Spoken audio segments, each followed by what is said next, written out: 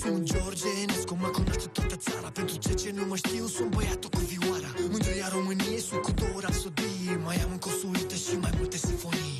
Pentru cei ce nu mă știu, sunt Salam la microfon. Pentru cei care mă știu, sunt băiatul reggaeton. Merg să cânt oriunde pentru minim 2000. Nu dăm mormântare și botez și cum e de adevărat. Adevărat, hai! Domnule Salam, nu reprezentați nimic. Muzica mea e vie, cochetez cu ea de mic. N-aveam nici 4 ani și-am descoperit vioara. Eu n-aveam nici 4 ani ce-am descoperit țigarea. Nu am fost ca alții, nu am locuit cu calul. Am locuit în casă cu maneaua și țambalul. Adevărat, adevărat, hai! Anii a fost bogați, n-aveam belea cu banul. Am locuit în casă toată viața cu pianul. Am fost copil modern și nu am creat probleme. Iar sigurul meu viciu a fost vioara în vene. Dacă trăiam și azi, aveam 100 și de ani. Și de nu te îngropau atunci, te îngropam eu azi în bani. Cursul care grijă să curcă banii pe mine. Cred că sunt mai bogați decât Mozart și cu tine. Adevărat, adevărat.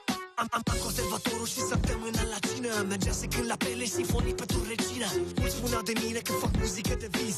Am fost o vedetă la Viena și Paris. Eu n-am conversator și habar nu am ce aia. Și n-am cântat la pele și la rege la strehaia. Fac muzică de vis, la manele campion. Și dacă nu mă crezi, te invit la milion. Adevărat, adevărat vă spun.